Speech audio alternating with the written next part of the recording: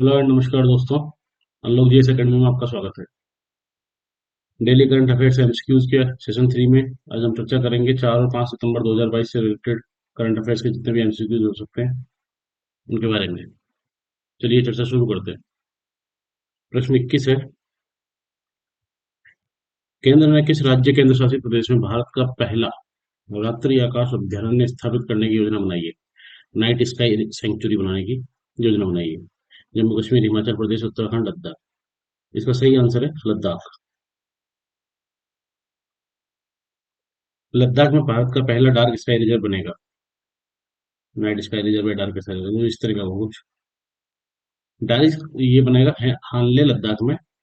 हानले river valley है जहाँ पर हानले विलेज है लद्दाख में, जहाँ पर ये बनेगा। ये अगर आप देख लो इधर की तरफ, ये हानले ये वाला रीजन है, ये यहाँ पर हानले। ये चांगथांग वाइल्ड लाइफ सेंचुरी है, चांगथांग वाइल्ड लाइफ सेंचुरी का पार्ट है, उसके रूप में बनेगा। Changthang wild life sanctuary mainly जानी जाती है कियांग के लिए। कियांग जो कि तिब्बतन वाइल्ड लास है, जंगली गधा है, जो लीस्ट कंसर्न है आईयूसीएन की रेड लिस्ट में। चांगथांग वाइल्ड लाइफ सेंचुरी के एक पार्ट के रूप में डार्क स्काई रिजर्व बनेगा हानले लद्दाख में। और ये हानले लद्दाख में बनाने का कारण है मेनली कि क्लियर स्काई होता है, तो उससे आसानी होती है तारों सितारों को देखने के लिए टेलीस्कोप की मदद से। ड्राई वेदर है, शुष्क वेदर है, वो एक पॉजिटिव वर्क करता है। तीसरा, ह्यूमन डिस्टरबेंस बहुत कम है हानले में। अगर देखा जाए तो मुश्किल से 500-600 फैमिलीज रहती है केवल, इससे ज्यादा नहीं रहती। और उसमें फिर क्या है, आर्टिफिशियल लाइट का जो काम होता है वो नहीं होता। तो आर्टिफिशियल लाइट जब जीरो होती है, ह्यूमन डिस्टरबेंस जीरो होता है, तो स्काई क्लियर विजिबल आता है, नजर आता है। इसलिए हानले लद्दाख को ही चुना गया डार्क स्काई रिजर्व बनाने के लिए। अगर लद्दाख की बात करें तो लद्दाख में एक चांगथांग वाइल्ड लाइफ सेंचुरी तो ये है ही। बाकी कराकोरम रेंज पे कराकोरम वाइल्ड लाइफ सेंचुरी है यहाँ पर, जो कि नुब्रा शोक वाइल्ड लाइफ सेंचुरी बोलते हैं, जो कि नुब्रा और शोक रिवर यहाँ से आती है, इसी वाइल्ड लाइफ सेंचुरी से अंदर से, इसलिए काराकोरम वाइल्ड लाइफ सेंचुरी। एक हेमिस नेशनल पार्क है लद्दाख में, जो कि ये आप देख सकते हैं इस जगह, लद्दाख और जस्कर रेंज के बीच में। ये लद्दाख में 3 रेंज है, काराकोरम रेंज, लद्दाख रेंज और जास्कर रेंज। इस तरह से क्वेश्चन पूछा जा सकता है कि ऊपर से नीचे घटते क्रम में, तो सबसे पहले काराकोरम रेंज है, फिर लद्दाख रेंज है, फिर जास्कर रेंज है। और काराकोरम रेंज पर ही ये काराकोरम वाइल्ड लाइफ सेंचुरी है। उसके बाद लद्दाख और जास्कर रेंज के बीच में हेमिस नेशनल पार्क है, और इधर चांगथांग वाइल्ड लाइफ सेंचुरी है, जो इधर चाइना की तरफ से बॉर्डर लगती है। हानले की बात करें तो हानले में ही भारतीय खगोल वेधशाला है, जो कि इंटरनेशनल वो सॉरी इंडियन एस्ट्रोनॉमिकल ऑब्जर्वेटरी है हानले लद्दाख में। यहाँ पर 10th highest telescope in the world. आगे चलते हैं। नेक्स्ट क्वेश्चन है प्रश्न 22, राष्ट्रीय कानूनी सेवा प्राधिकरण नालसा, नालसा के कार्यकारी अध्यक्ष के रूप में किसे नियुक्त किया गया? न्यायमूर्ति U Lalit, D Y Chandrachud, N V Raman, justice Sharad Arvind Bobde. इसका सही आंसर है दो, न्यायमूर्ति D Y Chandrachud. D Y Chandrachud को नालसा का कार्यकारी अध्यक्ष के रूप में नियुक्त किया गया अभी राष्ट्रपति के द्वारा, माननीय राष्ट्रपति के द्वारा। नालसा की अगर बात करें, national legal service authority, NALSA राष्ट्रीय विधिक सेवा प्राधिकरण, इनका हेडक्वार्टर दिल्ली में है और स्थापना हुई थी 9 नवंबर 1995 को, लीगल सर्विस अथॉरिटी एक्ट 1987 के अंतर्गत। विधिक सेवा प्राधिकरण अधिनियम 1987 के अंतर्गत 9 नवंबर 1995 को नालसा की स्थापना हुई। नालसा का हेडक्वार्टर है दिल्ली में, और इसीलिए 9 नवंबर को राष्ट्रीय विधिक सेवा दिवस के रूप में मनाया जाता है, नेशनल लीगल सर्विस डे के रूप में मनाया जाता है। नालसा का जो मोटो है वो है न्याय सबके लिए, access to justice for all. NALSA की स्थापना हुई थी मेनली आर्टिकल 39A, जो कि भारतीय संविधान में नीति निर्देशक तत्वों में मेंशन है। इसमें बात की गई है फ्री लीगल एड की, समान न्याय व निशुल्क विधिक सहायता। कुछ लोग हैं जो वंचित वर्ग के लोग हैं, गरीब लोग हैं, जिनके पास अपना खुद का काउंसिल रखने के लिए पैसे नहीं है, या किसी भी तरीके से वो आश्रित है किसी चीज पे, स्टेट के ऊपर या लोगों के ऊपर, तो उनके लिए ये स्टेट की जिम्मेदारी बनती है कि वो उन्हें एक फ्री काउंसिल मुहैया कराए। इसी के लिए 42वें अमेंडमेंट जो इंदिरा गांधी सरकार के समय किया गया था, इमरजेंसी के समय, जिसको मिनी कॉन्स्टिट्यूशन भी बोलते हैं, इसके तहत आर्टिकल 39A को जोड़ा गया संविधान में, और इसमें कहा गया है कि समान न्याय निःशुल्क विधिक सहायता मिलेगी। और अगर नालसा की बात करें तो नालसा आर्टिकल 14 से जुड़ता है, जहाँ पे बात की गई है कि सबके लिए समान अधिकार की बात की गई है। आर्टिकल 22(1), जिसमें कहा गया है कि अगर किसी की गिरफ्तारी होती है तो उसे अपनी इच्छा के वकील चुनने का अधिकार है। तो इन तीनों से मिलकर नालसा की स्थापना हुई। नालसा के जो संरक्षक होते हैं, पैट्रोन इन चीफ, वो होते हैं सीजीआई। जो भी भारत के सुप्रीम कोर्ट के चीफ जस्टिस होते हैं, चीफ जस्टिस ऑफ इंडिया होते हैं, वो नालसा के पैट्रोन इन चीफ होते हैं ऑटोमेटिकली। तो अभी के लिए अगर देखा जाए तो पैट्रोन इन चीफ कौन है, तो अभी सीजीआई हैं, mister justice Uday Umesh Lalit, you Lalit, जो कि 49वें सीजीआई हैं भारत के। और कार्यकारी अध्यक्ष जो एग्जीक्यूटिव चेयरमैन है, वो होते हैं हमेशा सेकंड सीनियर सुप्रीम कोर्ट जज जो होते हैं। जो हायर मोस्ट सुप्रीम कोर्ट जज होते हैं सीनियर, वो सीजेआई बन जाते हैं, और उसके बाद सेकंड सीनियर सुप्रीम कोर्ट जज होते हैं, वो एग्जीक्यूटिव चेयरमैन बनते हैं, जो कि अभी डीवाई चंद्रचूड़ थे, जिन्हें एग्जीक्यूटिव चेयरमैन अपॉइंट किया गया राष्ट्रपति जी के द्वारा। अगले प्रश्न में चलते हैं। प्रश्न 23 है, एनजीटी नेशनल ग्रीन ट्रिब्यूनल ने किस राज्य सरकार पर कचरा प्रबंधन में भारी अंतराल के लिए 3500 करोड़ रुपए का सबसे बड़ा मुआवजा जुर्माना लगाया है? एनजीटी ने भी किसी एक राज्य सरकार पर 3500 करोड़ रुपए का भारी अंतराल जुर्माना लगाया है, जो कि मेनली ये है कि कचरा कचरा प्रबंधन में उनके द्वारा सही काम नहीं किया गया। इसका सही आंसर है पश्चिम बंगाल पर। पश्चिम बंगाल सरकार पे ये जुर्माना लगाया गया एनजीटी के द्वारा। एनजीटी की अगर हम बात करें, नेशनल ग्रीन ट्रिब्यूनल, राष्ट्रीय हरित प्राधिकरण, ये बनी थी एनजीटी एक्ट 2010 के अंतर्गत। 18/10/2010 को, 18 अक्टूबर 2010 को एनजीटी की स्थापना हुई थी, एनजीटी एक्ट 2010 के अंतर्गत। और भारत तीसरा ऐसा देश था दुनिया का यहाँ पर स्पेशलाइज्ड एनवायरमेंट ट्रिब्यूनल बनाई गई। पर्यावरण से संबंधित केसों के लिए अलग से स्पेशल ट्रिब्यूनल बनाई गई। पहले दो देश ऑस्ट्रेलिया और न्यूजीलैंड थे। अब इसके अलावा काफी देशों में और बन चुका होगा, लेकिन जब एनजीटी की स्थापना हुई थी तब भारत तीसरा देश था जहाँ पे स्पेशल एनवायरमेंट ट्रिब्यूनल था, इसको याद रखिएगा। एनजीटी की बात करते हैं, एनजीटी की 5 बेंच है मेनली। दिल्ली में मुख्य बेंच है, भोपाल, पुणे, कोलकाता और चेन्नई। ये आप देख रहे हैं एनजीटी की बेंच। नॉर्दर्न जोन में दिल्ली में, जो कि प्राइमरी बेंच है, मुख्य बेंच है। उसके बाद सेंट्रल जोन में भोपाल है, एमपी में। उसके बाद वेस्टर्न जोन में पुणे है, महाराष्ट्र में। साउदर्न जोन में देखा जाए तो तमिलनाडु में चेन्नई है। और ईस्टर्न जोन में देखा जाए तो वेस्ट बंगाल में कोलकाता। ये 5 बेंच है एनजीटी की। एनजीटी को 6 माह में अपने मामले का निस्तारण करना होता है, डिस्पोजल करना होता है। कोई भी अपील या एप्लीकेशन एनजीटी के सामने आती है तो मैंडेटरी है कि 6 महीने के अंदर उसका डिस्पोजल हो।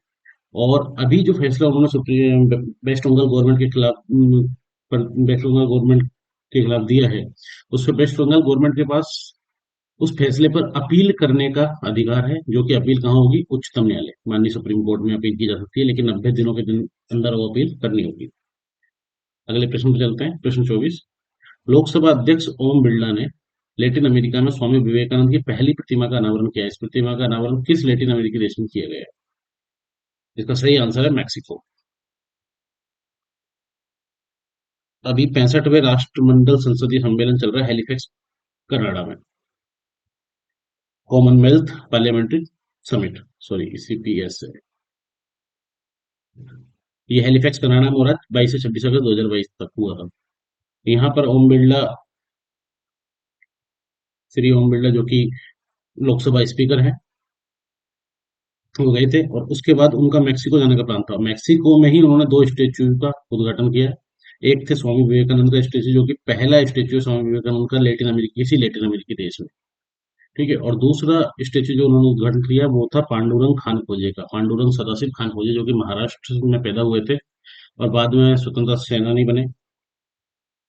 इन्हें हीरो ऑफ मैक्सिको भी कहा जाता था, क्योंकि पहले जब इंडियन इंडिपेंडेंस लीग की स्थापना और गदर पार्टी की स्थापना में, जो कि गदर पार्टी की स्थापना 1914 में हुई थी, सोन सिंह भांकना इससे जुड़े हुए थे, भाई परमानंद इससे जुड़े हुए थे, लाला हरदयाल से जुड़े थे।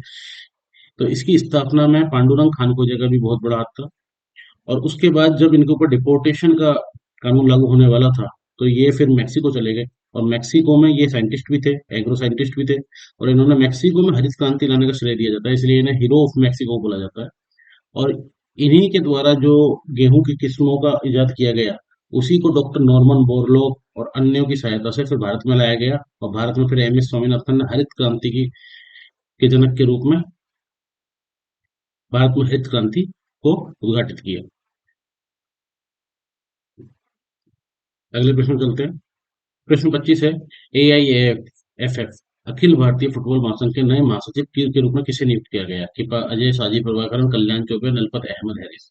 इसका सही आंसर है साजी प्रभाकरण। साजी प्रभाकरण को नए जनरल सेक्रेटरी के रूप में AIFF का जनरल सेक्रेटरी बनाया गया है। कल्याण चौबे की बात करें, ये AIFF के प्रेसिडेंट बने हैं अभी हाल ही में। और नलपत अहमद हैरिस उसके वाइस प्रेसिडेंट है AIFF के। एआईएफएफ की बात करें, ऑल इंडिया फुटबॉल फेडरेशन, 1937 में इसकी स्थापना हुई थी, हेडक्वार्टर दिल्ली में है और मिनिस्ट्री ऑफ यूथ के अंतर्गत आने वाली संस्था है। 1948 में इन्हें फीफा का एफिलिएशन मिल गया था। अभी के जो प्रेसिडेंट है वो है कल्याण चौधरी, जिसकी चर्चा अभी हमने कर ली है। वाइस प्रेसिडेंट नलपत अहमद हैरिस और महासचिव अभी बनाया गया है साजिद प्रभाकर को। साजिद प्रभाकर पहले दिल्ली फुटबॉल एसोसिएशन में कार्यरत थे, इन्हें अभी जनरल सेक्रेटरी बनाया गया है एआईएफएफ का। और एआईएफएफ ही 2022 में जो FIFA under 17 women's world cup होने वाला है इंडिया में, जिसकी मेजबानी इंडिया करेगा अक्टूबर 2022 में, जो कि 7th FIFA under 17 women's world cup है, उसको एआईएफएफ ही स्पॉन्सर करेगा। अगले प्रश्न चलते हैं। प्रश्न 26, अंतर्राष्ट्रीय चैरिटी दिवस हर साल किस दिन मनाया जाता है? International charity day. इसका सही आंसर है 2 सितंबर। 2 सितंबर को इंटरनेशनल चैरिटी डे मनाया जाता है।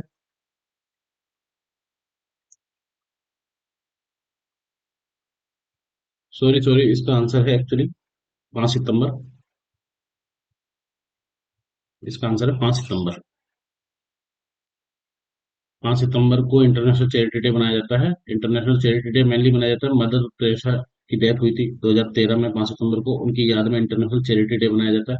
और 5 सितंबर को ही राष्ट्रीय शिक्षक दिवस मनाया जाता है, जो कि आपको याद होगा, नेशनल टीचर्स डे, जो कि हमारे पहले उपराष्ट्रपति और दूसरे राष्ट्रपति डॉक्टर सर्वपल्ली राधाकृष्णन की याद में मनाया जाता है नेशनल टीचर्स डे। ये डॉक्टर सर्वपल्ली राधाकृष्णन के बारे में अगर जाने तो ये पहले उपराष्ट्रपति थे, जो कि 1952 से 1962 तक रहे थे, भारत के पहले उपराष्ट्रपति थे और भारत के दूसरे राष्ट्रपति थे। डॉक्टर राजेंद्र प्रसाद के बाद दूसरे राष्ट्रपति बने 1962 से 1968 में। भारत में पहला जो भारत रत्न दिया गया था 1954 में, वो 3 लोगों को दिया गया था, सी राजगोपालाचारी, सीवी रमन और साथ में डॉक्टर सर्वपल्ली राधाकृष्णन। इन 3 लोगों को पहला भारत रत्न मिला था 1954 में। इसको याद रखिएगा। और अगर क्वेश्चन इस तरह से आ जाए कि कौन से ऐसे उपराष्ट्रपति हैं भारत में जो एक बार से ज्यादा उपराष्ट्रपति रहे, 2 बार उपराष्ट्रपति रहे, तो एक है डॉक्टर सर्वपल्ली राधाकृष्णन, जो कि 2 बार उपराष्ट्रपति रहे थे 1952 से 1962 तक। और दूसरे हैं मिस्टर हामिद अंसारी। हामिद अंसारी, ये भी 2 बार उपराष्ट्रपति रहे, 2007 से 17 तक। उसके बाद वेंकैया नायडू, श्री वेंकैया नायडू रहे 17 से 22 तक, और अभी के जो वर्तमान उपराष्ट्रपति है वो श्री जगदीप धनखड़ है। 5 सितंबर को राष्ट्रीय शिक्षक दिवस भी है और इंटरनेशनल चैरिटी डे भी है, बिल्कुल याद रखिएगा। और 5 सितंबर को ही विश्व शिक्षक दिवस मनाया जाता है, 5 अक्टूबर को, सॉरी। तो 5 सितंबर को राष्ट्रीय शिक्षक दिवस मनाया जाता है, 5 अक्टूबर को विश्व शिक्षक दिवस मनाया जाता है, जो कि 1994 में शुरू हुआ यूनेस्को के द्वारा। इस दिन टीचर्स को स्टेटस साइन किया गया, टीचर्स स्टेटस को साइन किया गया आईएलओ में, इसलिए उस दिन से मनाया जाता है। और 5 अक्टूबर को ही एक इंपॉर्टेंट डे भारत में ऑब्जर्व किया जाता है, जो कि है गंगा नदी डॉल्फिन दिवस, Ganga river dolphin day. Dolphin की अगर बात करें तो नेशनल एक्वेटिक एनिमल है, राष्ट्रीय जलीय जीव है भारत का, जो कि 5 अक्टूबर 2009 को घोषित किया गया था राष्ट्रीय जलीय जीव, और इंडेंजर्ड कैटेगरी में आता है। डॉल्फिन को टाइगर ऑफ गंगा बोलते हैं।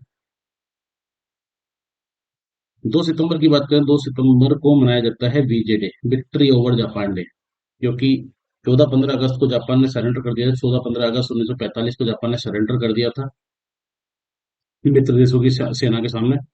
और 2 सितंबर को इस सरेंडर के कागज पे साइन, डॉक्यूमेंट्स पे साइन हुए थे, इसलिए उस दिन से वर्ल्ड वॉर सेकंड की समाप्ति मनाई जाती है। 2 सितंबर को विक्ट्री ओवर जापान डे, बीजे डे मनाया जाता है। 8 अगस्त की बात करें, जो कि हमने ऑप्शन में रखा था, 8 अगस्त को मनाया जाता है क्विट इंडिया मूवमेंट डे, क्योंकि 80 साल पहले 8 अगस्त 1942 को क्विट इंडिया का नारा दिया गया था, अंग्रेजों भारत छोड़ो का। और इसके बारे में एक इंपॉर्टेंट चीज अपने को ये याद रखनी है, क्विट इंडिया का जो नारा था भारत छोड़ो, और एक नारा था साइमन गो बैक, ये 2 नारे लोकप्रिय, काफी लोकप्रिय हुए भारतीय स्वतंत्रता इतिहास में। लेकिन 2 नारों को दिया किसने था? यूसुफ मेहर अली। इंपॉर्टेंट बात यह है, इसमें आपके सामने महात्मा गांधी या जवाहरलाल नेहरू या कोई और भी ऑप्शन हो सकते हैं, कंफ्यूज बिल्कुल नहीं होना। इसका आंसर है यूसुफ मेहर अली। ये दोनों नारे इन्होंने दिए थे, बाकी इनको पॉपुलर करने का काम बाकी नेताओं का था। अगले प्रश्न में चलते हैं। अगला प्रश्न, प्रश्न 27, औषधि विभाग ने हाल ही में 3 राज्यों में बल्क ड्रग पार्क स्थापित करने के प्रस्तावों को सैद्धांतिक मंजूरी दी है। निम्नलिखित में कौन सा राज्य उस सूची में नहीं है? हिमाचल प्रदेश, गुजरात, आंध्र प्रदेश, राजस्थान। इसका सही आंसर है राजस्थान। ये राजस्थान में नहीं बनेगा, ये इन 3 राज्यों में बनेगा, हिमाचल प्रदेश, गुजरात में और आंध्र प्रदेश में। राजस्थान इस सूची में नहीं है।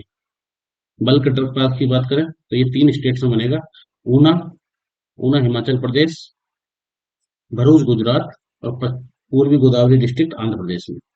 भरूच डिस्ट्रिक्ट गुजरात में है, ऊना हिमाचल प्रदेश में है, और पूर्वी गोदावरी डिस्ट्रिक्ट आंध्र प्रदेश में। यहाँ पे बल्क ड्रग पार्क बनेंगे। ये बनेंगे promotion of bulk drug park scheme के तहत, जो कि डिपार्टमेंट ऑफ फार्मा की स्कीम है। और डिपार्टमेंट ऑफ फार्मा, रसायन व उर्वरक मंत्रालय, ministry of chemical and fertiliser के अंतर्गत आने वाली एक संस्था है।